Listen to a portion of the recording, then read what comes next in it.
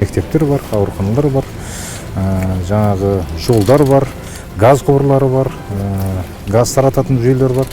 Соның бәрі сол халықтың жаңағы өздерінің тапсырыстарына байланысты істеп жатқан жұмыстар.